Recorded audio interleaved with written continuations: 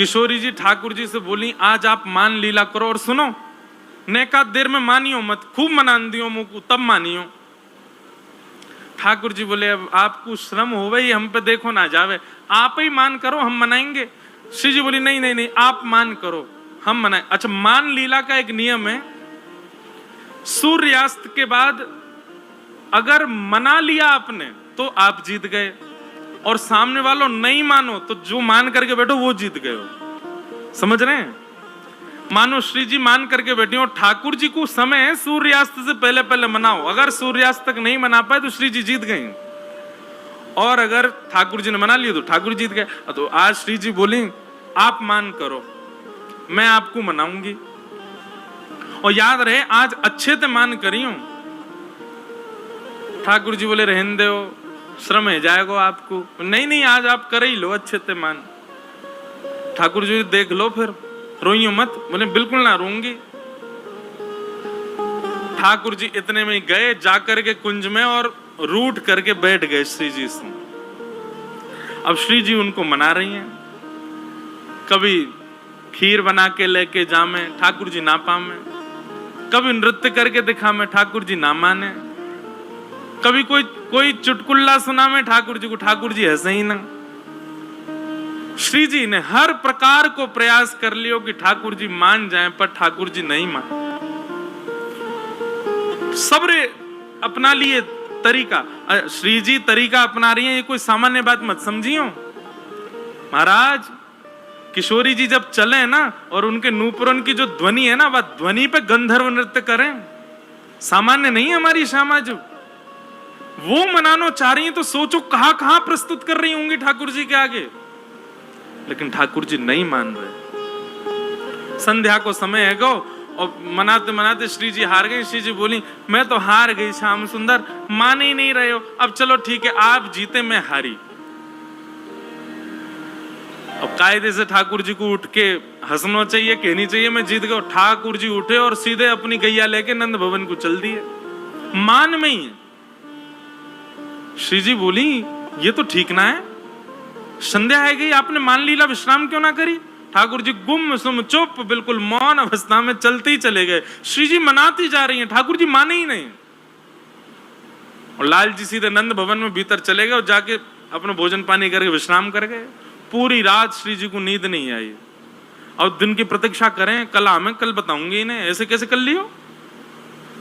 दूसरे दिन कुंज में श्री जी पहुंची, ठाकुर जी आए वही मोह लटको भयो है।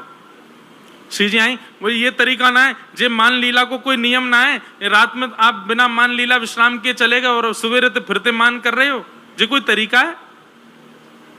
ठाकुर जी कोई प्रत्युत्तर ही नहीं दे रहे, आके सीधे फिर बैठ गए मान में ही। थोड़ी देर तो श्री जी रिसियाती रही, फिर बोली अब मना ही लूं, कहां पे तो मान जाए। फिर मनाने लगी, फिर नहीं माने। शाम को ठाकुर जी फिर चले गए मान में ही। तीसरा दिना जैसे प्रारंभ भयो, और आज भी जब ठाकुर जी नहीं माने तो श्री जी के नेत्रन से अश्रु आ गए, और दौड़ करके श्री जी गई दूर और यमुना जी के तट पर बैठ करके रुदन करने लगी। ऐसा मैंने कहा कर दियो, इतना मान कर रहे हैं। और जैसे एक अश्रुबिंद आपको निकर करके श्री यमुना जी में जाकर के जैसे ही गिरो, संपूर्ण यमुना जी को जल उष्ण है गया, तपने लगा, भाप उड़ने लगे। महाराज यमुना जी ने उस अश्रु बिंदु को समेट करके अपने भैया यमराज के पास गई, और यमराज के पास जाकर के वो अश्रु बिंदु प्रदान करके बोली भैया आपके संपूर्ण यमलोक में इतनी वेदना में कोई है जितनी वेदना में ये अश्रुबिंद है। तो यमराज जी ने जब हाथ में लिया तो हाथ पजरन लगे श्री यमराज जी के, और बोले इतनी वेदना में तो कोई नहीं है यहाँ पे, कौन को ये वेदना है रही है, ये तो पृथ्वी की सबसे बड़ी वेदना है, या वेदना को तो कोई पार ही नहीं है। यमुना जी ने अपनी कमर कसी, बोले मैं देखूं रुको, तुरंत प्रकट है गई और श्री जी के चरणन में बोले कि कौन ने आपके नेत्रन से अश्रु प्रवाह करवायो, नाम बताओ आपको। ललिता विशाखा आ गई, यमुना जी से बोली हे श्याम सुंदर यमुना जी। अच्छा अभी यमुना जी का नाम श्याम सुंदर नहीं पड़ा, केवल यमुना जी हैं। कालिंदी, हे कालिंदी जी, श्री जी के नेत्रन से अश्रु कौन निकलवा सके। कौन इतनी वेदना दे सके बताओ आप, कोई में है सामर्थ्य? एक ही है, नंद जी को लाला, वही परेशान करे इनको, वही ने आज इनको श्रम दियो है। यमुना जी बोली या नंद के लाला तो मैं बताऊंगा आज। यमुना जी इतने में ही गई, कुंज में जाकर के अपने जो भाव वस्त्र थे उनके वो बदल लिए, ठाकुर जी जैसी पजम्मी पहनी, ठाकुर जी जैसे मुकुट धारण कियो, ठाकुर जी जैसी माला पहनी, ठाकुर जी जैसे बाजूबंद, ठाकुर जी जैसे कड़ूला, ठाकुर जी जैसे पामन की पाजेब, ठाकुर जी जैसी फेंटा, ठाकुर जी जैसी काली कमली, ठाकुर जी जैसे तिलक, वैसे ही चंदन चोबा आदि बिल्कुल लगा करके महाराज नथवेसर पहन करके, कानन में मकराकृत मत्स्याकृत कुंडल धारण करके, बेणी गुथ करके, और श्री यमुना जी जैसे ही किशोरी जी के आगे त्रिभंग ललित स्वरूप में आकर के बांकी अदा सो खड़ी भई। यमुना जी बोली, श्याम सुंदर आप रीझ गए, आप मान गए? यमुना जी बोली, श्याम सुंदर ना हूं मैं, यमुना जी हूं, कालिंदी हूं। किशोरी जी बोली, आप तो बिल्कुल लग ही नहीं रही हो, ऐसी लग रही हो ठाकुर जी आ गए। बोले, हम बे जे अपने रूप को बड़ो गुमान करे, अपने रूप ते सबन को बड़ो श्रम करावे, आज या के रूप ते यही को श्रम कराऊंगी मैं। श्री जी बस आप जब बुलाऊं तो आ जाइयो।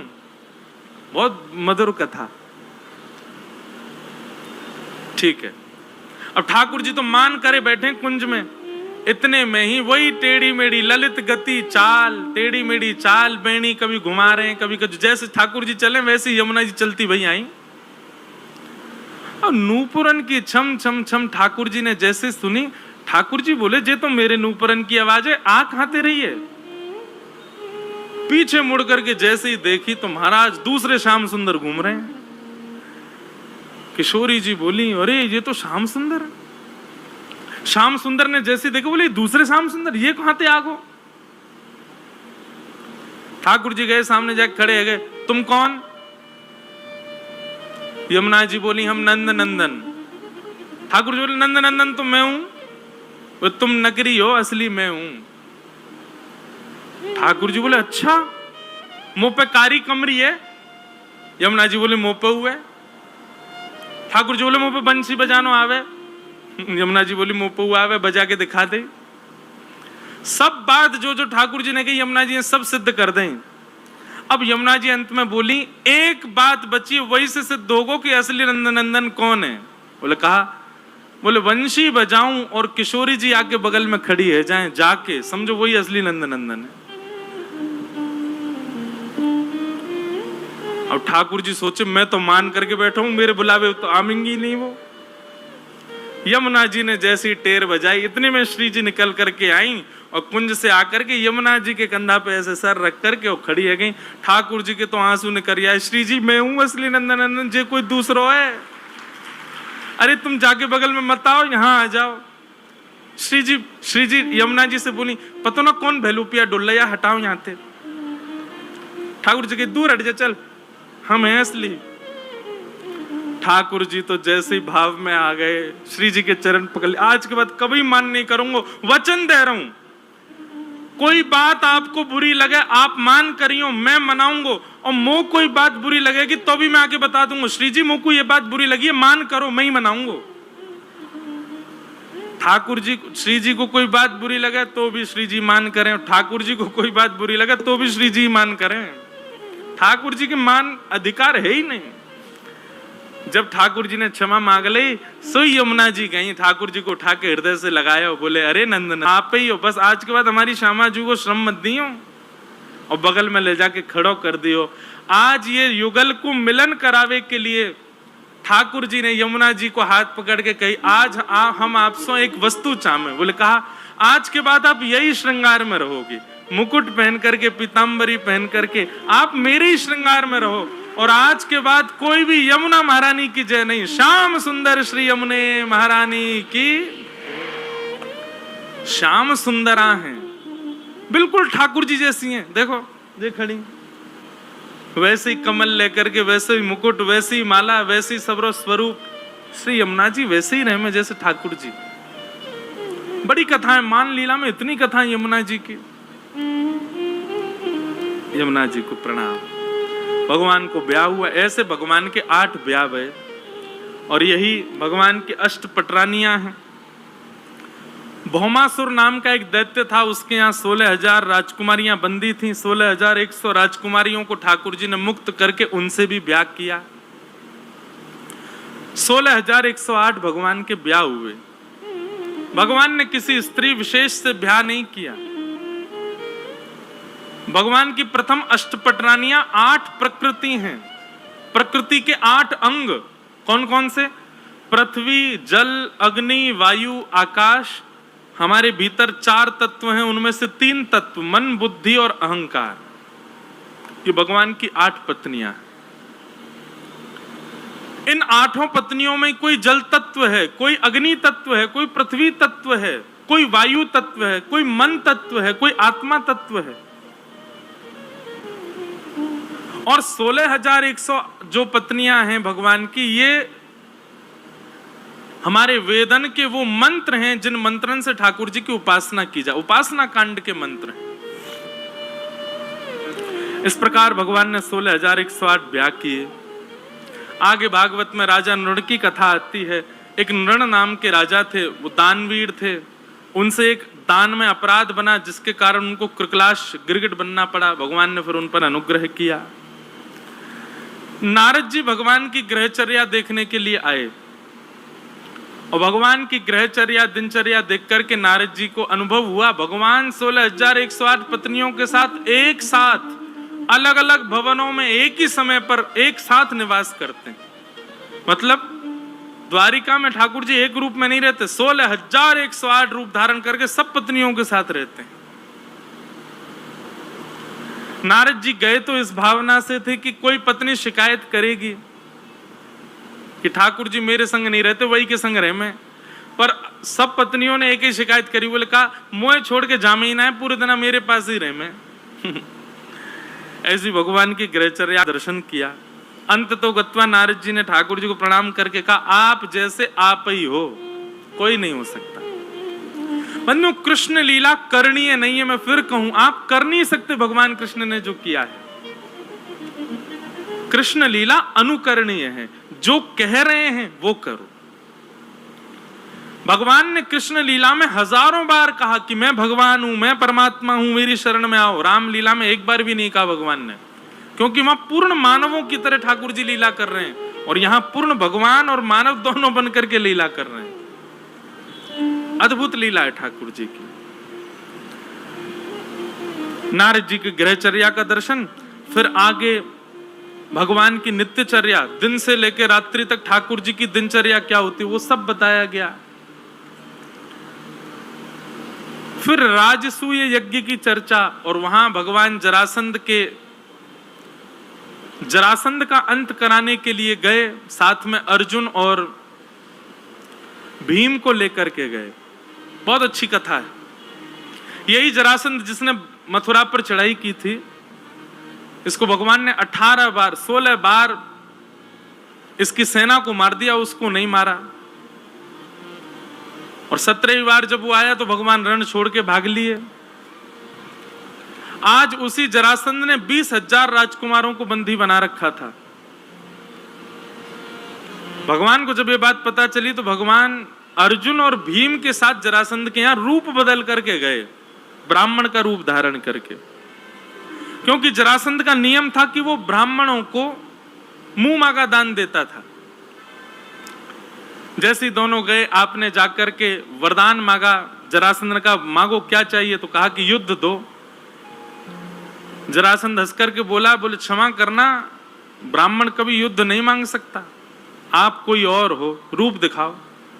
भगवान ने अपना रूप दिखाया तो जरासंध बोला आप तो रण छोड़ के भाग गए थे, आपसे मैं युद्ध नहीं करूंगा, भगोड़ों के साथ युद्ध नहीं करता। अर्जुन ने अपना रूप दिखाया तो बोले बालकों के साथ मैं युद्ध नहीं करता। भीम ने जब अपना रूप दिखाया, जरासंध बोला हाँ जे मेरे टक्कर का आओ। अब भीम और जरासंध सूर्य उदय होते ही दोनों कुश्ती लड़ते हैं, लड़ाई करते हैं, और पूरे दिन जरासंध भीम को मारता है। और कृष्ण और अर्जुन दोनों बैठे बैठे केला खाते रहते हैं, देखते रहते हैं युद्ध। उसने ये कहा कि आप मेरे मेहमान हो, मैं आपको तकलीफ नहीं दूंगा, लेकिन हाँ भीम से मेरा युद्ध है तो पूरे दिन इसके संग युद्ध करूंगा। शाम को जब सूर्यास्त हो जाता तो कृष्ण अर्जुन दोनों जाते, भीम को कंधा पे टांग करके कमरा में ले जाते, वहां उसके बेचारे के मल्लम पट्टी करते, वो बाम फाम लगाते। ठीक है जा भैया, सुबह फिर लड़ना हो तो है, रात रात में ठीक होना जरूरी है, सुबह फिर युद्ध होगा। 3-4 दिन हो गए, भीम की महाराज पसली पसली दर्द करने लगी। भीम को लिटा करके पूरे लेप आदि लगा करके भगवान और अर्जुन दोनों हंसते भाई प्रसाद पा रहे थे, खूब जोर जोर से धक्का मार के हंसे। भीम बोला इसलिए आए हो मेरे साथ हैं? पूरे दिन आप जैमते रहते हो, हंसते रहते हो, एक बार भी यूं नहीं सोच रहे कि मैं कैसे ठीक हूं? भगवान उठ करके गए, क्या बात है, क्यों इतना उदास होता है? मुझे बचाइए, कैसे मारूं इसको? भगवान बोले युद्ध करते समय थोड़ी एक आध बार मुंह को देख लेकर, वहां तो कुछ बताऊं, तू देखे ही ना है, तो को अपने बल पे इतना अहंकार है, तेरे को लगता है तू सब कर लेगा, कभी कभी देखा कर। हमारे संत जन आज्ञा करते हैं, भीम कौन है? सब लोग इधर देखो, मैं आप हम सब भीम हैं। और जरासंध कौन है? कर्म। हम नित्य अपने कर्म से लड़ रहे हैं, पर कभी कभी हमको लगता है कि हम लड़ लेंगे, हम निकल जाएंगे, हम सब कर लेंगे। अरे अपने ऊपर विश्वास है हमको, अच्छी बात है, विश्वास होना चाहिए अपने ऊपर, पर भगवान कहते हैं बीच बीच में नेक दृष्टि डाल के मुंह को देख लेकर, कहा पतों में कुछ अच्छो बता दूं, कभी कभी कथा सुन लेकर कहा पतो कुछ और तेरे प्रश्नन के उत्तर वहां दिला दूं। लेकिन तो को अपने बल पे इतना भरोसा है, इतना विश्वास होना अच्छी बात है, अहंकार होना गलत बात है। भीम से बोले मेरी ओर देखियो, भीम बोलो ठीक है। दूसरे दिन भीम ने भगवान की ओर देखा तो भगवान ने पत्ता बीच से अलग कर दिया। भीम समझ गया, उसने वही दाव पेच खेला, एक पैर पर अपना पैर रख करके दूसरे पैर को खींच दिया, बीच में से जरासंध अलग हो गया। अब भीम अपनी भुजा उठाने लगा, मार दिया मैंने, आज इसको नष्ट कर दिया।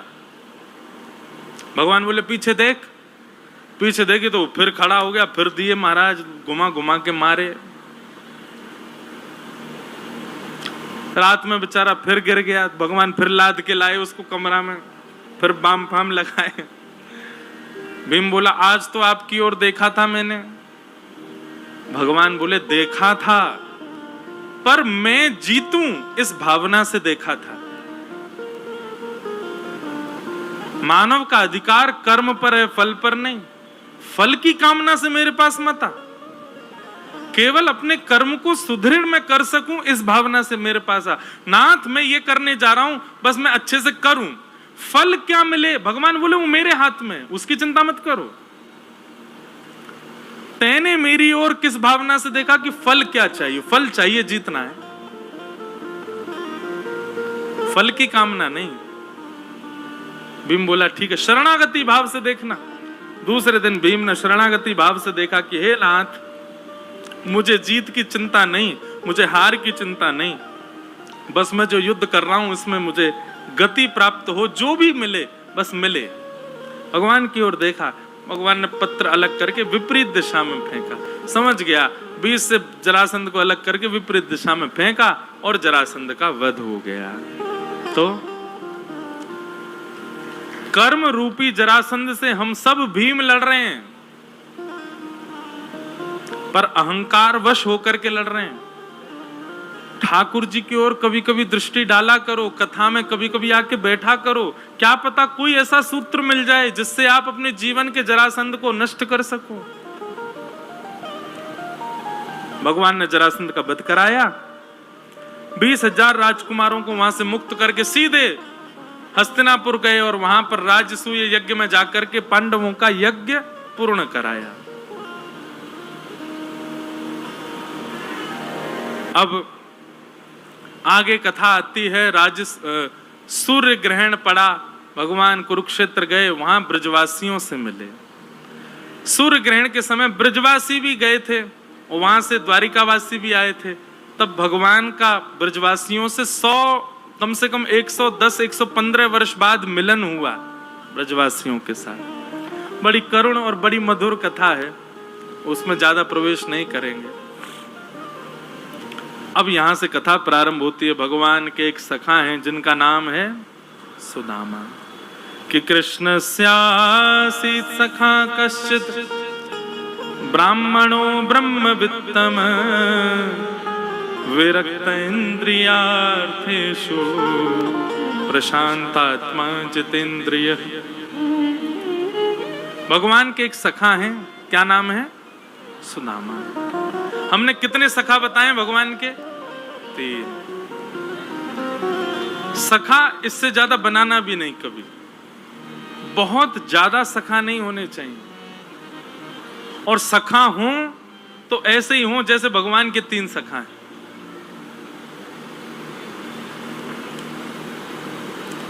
अर्जुन, उद्धव और सुदामा। भागवत जी में बंधुओं सुदामा जी का नाम नहीं है,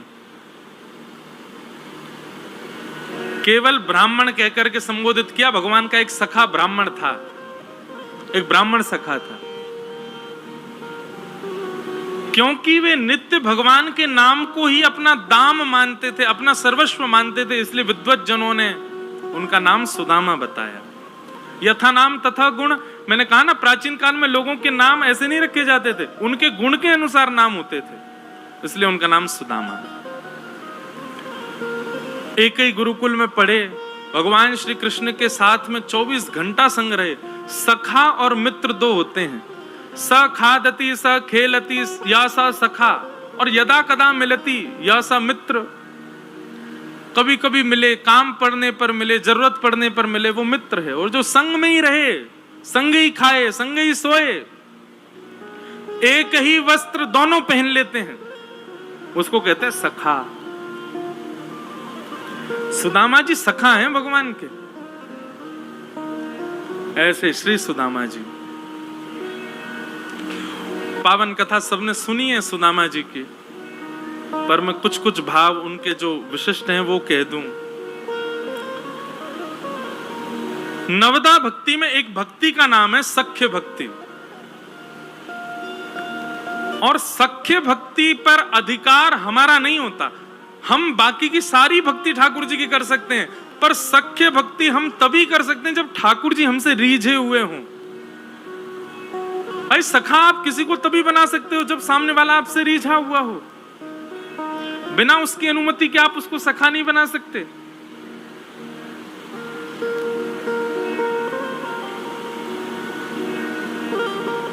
किन कारणों से ठाकुर जी रीझते हैं? ऐसे 3 कारण बताए हैं सुदामा जी के भीतर जो है। सबसे पहला, बहुत ध्यानपूर्वक सुनिएगा, विरक्त इंद्रियार्थेषु। श्री सुदामा जी महाराज अपनी इंद्रियों से परम विरक्त हैं। इंद्रिय विरक्त का मतलब क्या होता है?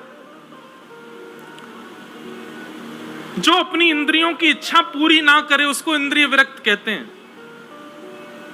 जीव की इच्छा हो रही है, मुझे कचौड़ी खानी है, तुरंत आप गए बाइक उठा के और कचौड़ी खा ली, तो आप आसक्त इंद्रिय हो, ठाकुर जी के सखा नहीं बन पाओगे। नेत्रों की इच्छा हो रही है, उसको देखना है, तुरंत देखने पहुंच गए, तो आप आसक्त इंद्रिय हो, आप ठाकुर जी की प्राप्ति नहीं कर पाओगे। आपके सर्वांगीण तन में कोई भी इंद्रिय इच्छा प्रकट करती है और आप लग जाते हो उसको पूरा करने में, तो आप आसक्त इंद्रिय हो। विरक्त इंद्रिय कैसा होता है? कैसी भी इच्छा प्रकट हो रही है, लेकिन उस इच्छा को जो दबा दे, उस इच्छा पर अमल करके अपनी इंद्रियों को इच्छा पूरी ना करने देवे, वो विरक्त इंद्रिय भगवान को प्रिय है।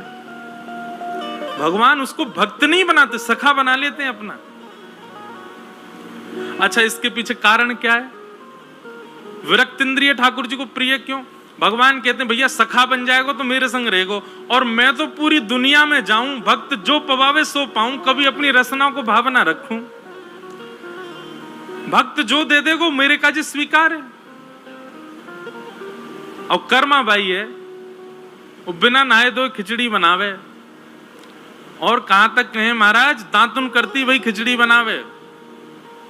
और कभी कभी खिचड़ी लग ना जाए तो दांतुन के पिछले भाव से ही चला दे, और ठाकुर जी वाकू पावे के लिए मंदिर से दौड़ के आवे। हमारे अंदर दोष आएगा अगर हम आसक्त इंद्रिय होंगे। तो ठाकुर जी तो संग लेके जाए, चल भैया एक सगी बुला रही वाग यहाँ खावे चलेंगे। ठाकुर जी तो पामेंगे प्रेम से हमको, अरे राम राम दांत उनते चलाइया ने हम ना खा रहे। आसक्त इंद्रिय। और कहीं हमने दोष देखा, ठाकुर जी कहेंगे ये तो सखा बनने लायक है ही नहीं, दोष देखता है। इसलिए विरक्त इंद्रिय।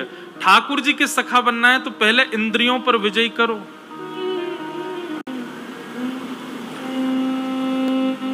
सबरी ने बेर खिलाए ठाकुर जी को। सबरी बेर कैसे खिलाती? पहले चख के देखती, अगर खट्टा होता तो दूर रख देती, मीठा होता तो ठाकुर जी को दे। ठाकुर जी बिना संकोच बिना विचार किए तुरंत पा लेते। बीच बीच में सबरी बेर देती, ठाकुर जी के मुख में बेर होता तो ठाकुर जी लेके लो लक्ष्मण पाओ। लक्ष्मण जी देख के कहते झूठो बेर है, मैं तो ना खा रहा हूं। ऐसी संतजन कथा बताते हैं कि जब लक्ष्मण जी के जब लंका से लौट करके वापस आ गए तो एक दिन राम जी से लक्ष्मण जी ने कहा कि कुछ प्रवचन सुनाओ। तो राम जी उनको यही प्रवचन सुनाने लगे। बोले लक्ष्मण आज तुम जीवित हो ना सबरी जी की वजह से। बोले क्यों? बोले तुमको लग रहा था कि मुझे दिख नहीं रहा है, पर तुम बेर खा नहीं रहे थे, तुम पीछे फेंकते जा रहे थे। वही बेर हिमालय पर संजीवनी बूटी बने जिन्होंने तुम्हारी प्राण रक्षा करी। अरे भैया मेरी परम भक्ता सबरी का उच्छिष्ट था वो, उन्हीं में ही अमृत तत्व आ रहा था उसके मुख लग जाने से। वो झूठे नहीं थे, उन्हीं अमृत तत्वों ने तुम्हारी रक्षा की। तो पहला गुण भगवान क्या देखते हैं अपने सखा में? विरक्त इंद्रिय। इंद्रियों से विरक्त होना चाहिए। इंद्रिय आसक्ति यदि आपके चित्त में है तो समझ जाना राधारमण जी जल्दी स्वीकार नहीं करेंगे। दूसरा प्रशांत। दूसरा लक्षण भगवान को अपने सखा में क्या चाहिए?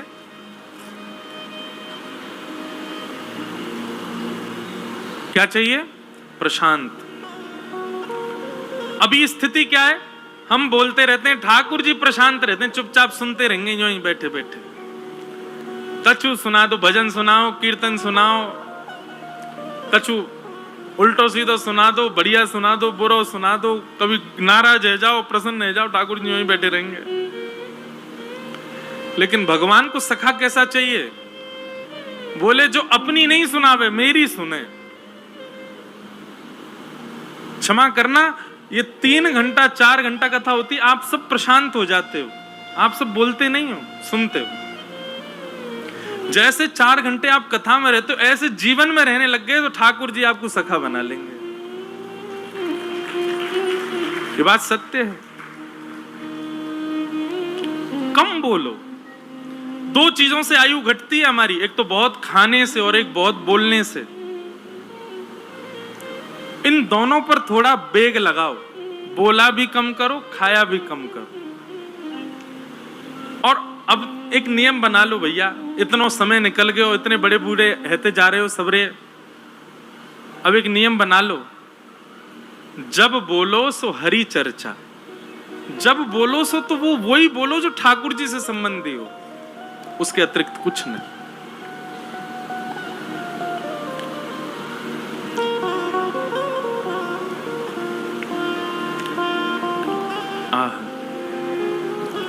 दूसरा गुण क्या है? प्रशांत, अत्यंत शांत।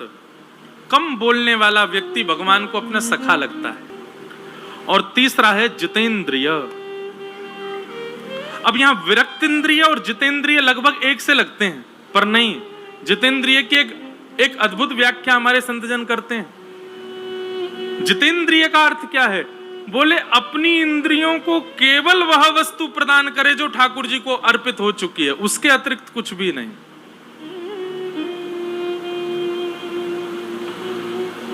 केवल वह वस्तु प्रदान करे जो ठाकुर जी, मतलब नेत्रों से उसको निहारे जो हरि संबंधी है, कानों से उसकी चर्चा सुने जो हरि संबंधी है या हरि की चर्चा कर रहा है, जिह्वा पर केवल वो जाएगा जो ठाकुर जी को पधराया जा चुका है, वस्त्र भी वो पहनेंगे जिससे ऐसा लगे हम ठाकुर जी के ही हैं। अपना मुख आकृति, चाल ढाल, बोल चाल, सारा जीवन ऐसा बना ले कि देख करके, बैठ करके, सुन करके ऐसा लगे निश्चित ही भगवान का कोई इसके अंदर भगवत भक्ति भाव है।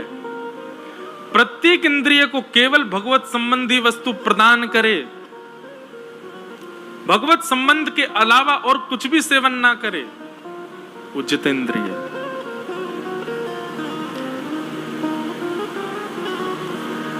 ये 3 लक्षण हैं श्री सुदामा जी में, और यही 3 लक्षण यदि मानव अपने जीवन में उतार ले तो ठाकुर जी उसको सखा बना लेंगे अपना। लाइए इन 3 लक्षणों को लाइए। भगवान के सखा हैं सुदामा जी, कभी द्वारिका का जिक्र भी नहीं करते अपनी पत्नी के आगे। क्यों? क्योंकि कहीं पत्नी ने कभी ये कह दिया कि आपके सखा हैं श्री कृष्ण, कभी चले जाओ उनके पास, कुछ मांग लाओ उनसे। मैं मांगने अपने सखा के पास नहीं जाऊंगा। सखा को तो दिया जाता है, मांगा थोड़ी जाता है, और देने के लिए मेरे पास कुछ है नहीं तो मैं जाऊं कैसे? इसलिए कभी द्वारिका की चर्चा नहीं करते। बहुत कष्ट में जीवन जीते हैं पर कभी द्वारिका का कोई भाव नहीं, अंतरंग भाव से नित्य द्वारिका का स्मरण करते हैं, पर चर्चा में कोई द्वारिका की बात नहीं आने देते।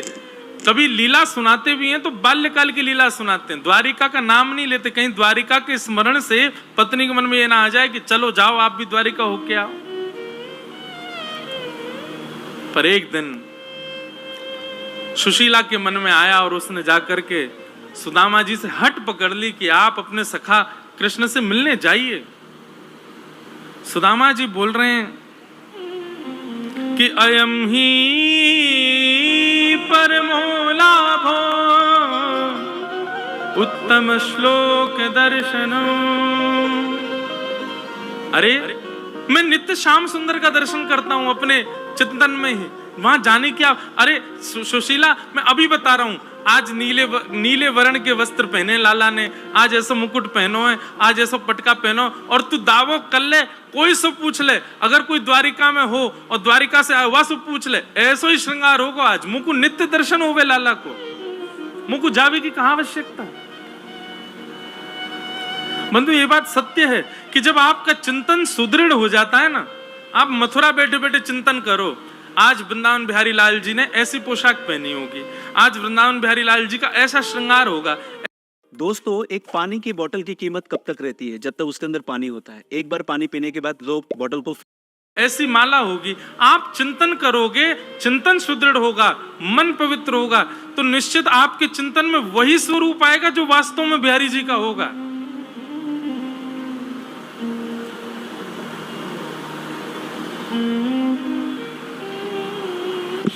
चिंतन में ये सामर्थ्य है।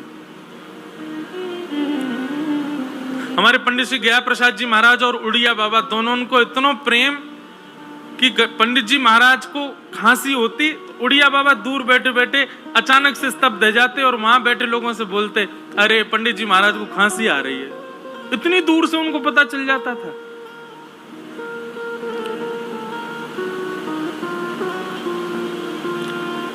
हम जिसका निरंतर चिंतन करते रहते हैं ना, उसके हृदय के आव भाव हमको स्पर्श करने लगते हैं।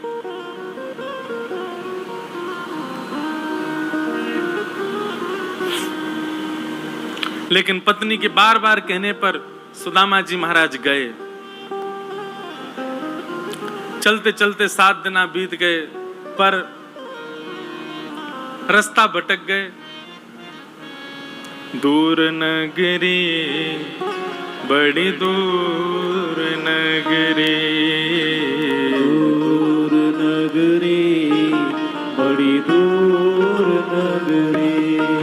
कैसे आऊं रे नंद लाला, कैसे आऊं रे नंद लाला, कैसे आऊं मदन गोपाला, कैसे आऊं मदन गोपाला। तेरी गोकुल नगरी, बड़ी दूर नगरी, दूर नगरी, बड़ी दूर नगरी, दूर नगरी, बड़ी दूर नगरी। रात को आऊं तो कान्हा डर मुहे लागे, रात को आऊं तो कान्हा डर मुहे लागे, दिन को आऊं तो देखे सारी नगरी, बड़ी दूर नगरी। हाँ, दिन को आऊं तो देखे सारी नगरी, बड़ी दूर नगरी, दूर नगरी, बड़ी दूर नगरी, दूर नगरी, बड़ी दूर नगरी। ओ मेरा कहे प्रभु गिरधर नागर, मेरा कहे प्रभु गिरधर नागर, मेरा कहे प्रभु गिरधर नागर, मेरा कहे प्रभु गिरधर नागर, तुमरे दरस बिन मैं तो हो गई बाबरी, बड़ी दूर नगरी। तुमरे दर्श बिन